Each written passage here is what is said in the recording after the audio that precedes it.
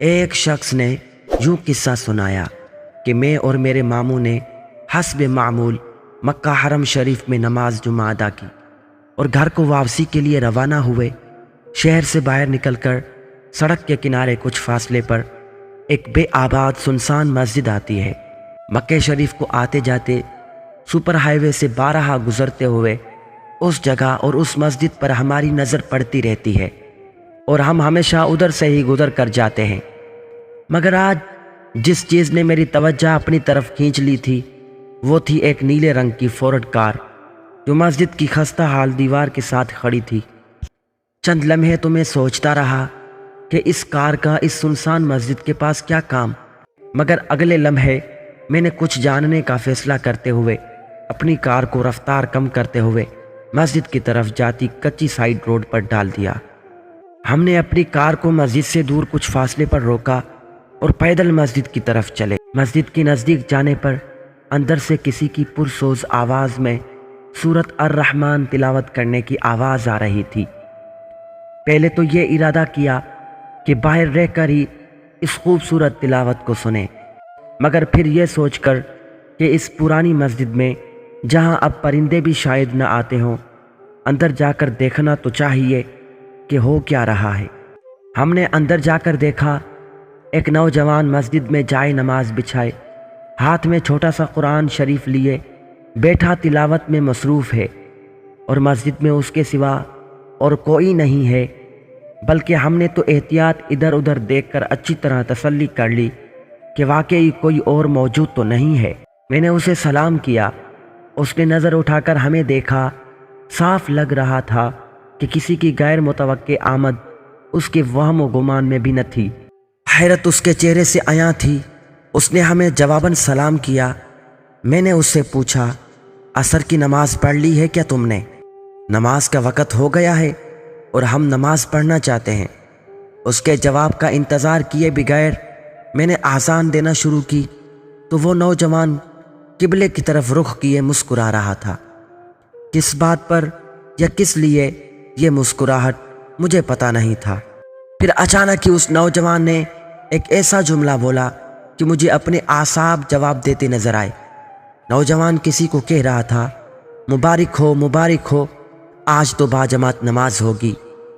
میرے ماموں نے بھی مجھے تعجب بھری نظروں سے دیکھا، جسے میں نے نظر انداز کرتے ہوئے اقامت کہنا شروع کر دی، جبکہ میرا دماغ اس نوجوان کے اس فکرے پر اٹکا ہوا تھا کہ مبارک ہو آج تو باجماعت نماز ہوگی۔ دماغ میں بار بار یہی سوال آ رہا تھا کہ یہ نوجوان آخر کس سے باتیں کرتا ہے؟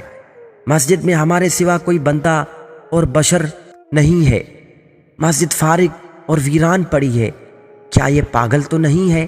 میں نے نماز پڑھا کر نوجوان کو دیکھا جو ابھی تک تسبیح میں مشغول تھا۔ میں نے اس سے کہا، اللہ تیری مغفرت کرے، تو نے میری نماز سے توجہ کھینچ لی ہے۔ وہ کیسے؟ نوجوان نے حیرت سے پوچھا۔ میں نے جواب دیا، جب میں اقامت کہہ رہا تھا تو نے ایک بات کہی، مبارک ہو آج تو باجماعت نماز ہوگی۔ تم بات کس سے کر رہے تھے آخر؟ نوجوان میری بات سن کر مسکرایا تو صحیح، مگر جواب دینے کے بجائے اس نے اپنی نظریں جھکا کر زمین میں گاڑ لی، گویا سوچ رہا ہو کہ میری بات کا جواب دے یا نہ دے۔ میں نے اپنی بات کو جاری رکھتے ہوئے کہا، مجھے نہیں لگتا کہ تم پاگل ہو، تمہاری شکل بہت مطمئن اور پرسکون ہے، اور ماشاءاللہ تم نے ہمارے ساتھ نماز بھی ادا کی ہے۔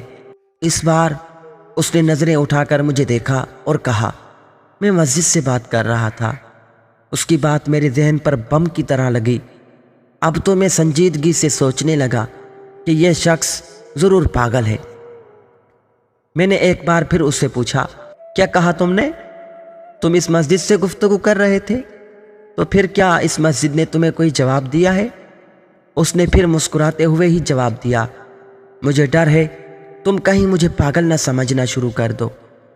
میں نے کہا، مجھے تو ایسا ہی لگ رہا ہے، یہ فقط پتھر ہیں اور پتھر نہ سنتے ہیں اور نہ بولتے ہیں، تو باتیں کس سے کی؟ نوجوان نے نظریں پھر زمین کی طرف کر لیں، جیسے سوچ رہا ہو کہ جواب دے یا نہ دے۔ اب کی بار اس نے نظریں اٹھائے بغیر ہی کہا، میں مسجدوں سے عشق کرنے والا انسان ہوں۔ جب بھی کوئی ویران ٹوٹی پھوٹی مسجد دیکھتا ہوں تو اس کے بارے میں سوچتا ہوں۔ مجھے ان ایام کا خیال آتا ہے جب لوگ اس مسجد میں نمازیں پڑھا کرتے ہوں گے۔ پھر میں اپنے آپ سے ہی سوال کرتا ہوں کہ اب یہ مسجد کتنا شوق رکھتی ہوگی کہ کوئی تو ہو جو اس میں آ کر نماز پڑھے، کوئی تو ہو جو اس میں بیٹھ کر اللہ کا ذکر کرے۔ میں مسجد کی اس تنہائی کے درد کو محسوس کرتا ہوں کہ کوئی تو ہو جو ادھر آ کر تسبیح و تحلیل کرے، کوئی تو ہو جو آ کر چند آیات پڑھ کر ہی اس کی دیواروں کو ہلا دے۔ میں تصور کر سکتا ہوں کہ یہ مسجد کس قدر اپنے آپ کو باقی مساجد میں تنہا پاتی ہوگی، کس قدر تمنا رکھتی ہوگی کہ کوئی آ کر چند رکعتیں اور چند سجدے ہی ادا کر جائے۔ اس میں کوئی بھولا بھٹکا مسافر یا راہ چلتا انسان آ کر ایک آذان ہی بلند کر دے۔ پھر میں خود ہی ایسی مسجد کو جواب دیا کرتا ہوں کہ اللہ کی قسم میں ہوں جو تیرا شوق پورا کروں گا، اللہ کی قسم میں ہوں جو تیرے آباد دنوں جیسے معمول کو زندہ کروں گا۔ پھر میں ایسی مسجد میں داخل ہو کر 2 رکعت پڑھتا ہوں اور قرآن شریف کے ایک سپارہ کی تلاوت کرتا ہوں۔ میرے بھائی، تجھے میری باتیں عجیب لگیں گی مگر اللہ کی قسم میں مسجدوں سے پیار کرتا ہوں، میں مسجدوں کا عاشق ہوں۔ میری آنکھیں آنسوؤں سے بھر گئیں۔ اس بار میں نے اپنی نظریں زمین میں ٹکا دیں کہ کہیں نوجوان مجھے روتا ہوا نہ دیکھ لے۔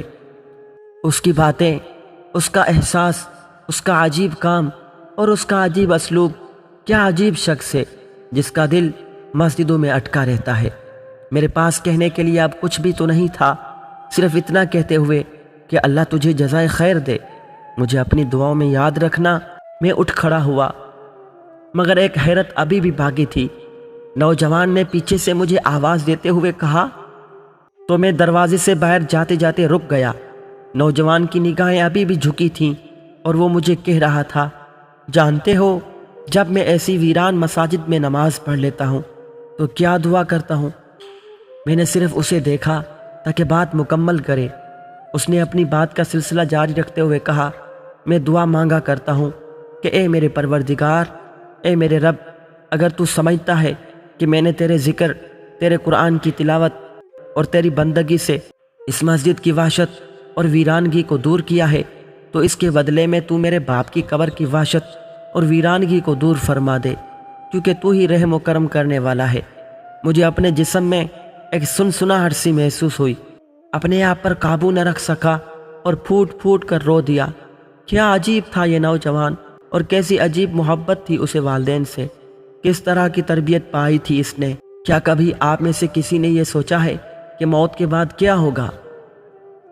تنگ اور تاریک گڑھا، ڈوب اندھیرا، وحشت اور ویرانگی، سوال اور جواب، سزا و جزا اور پھر جنت یا دوزخ۔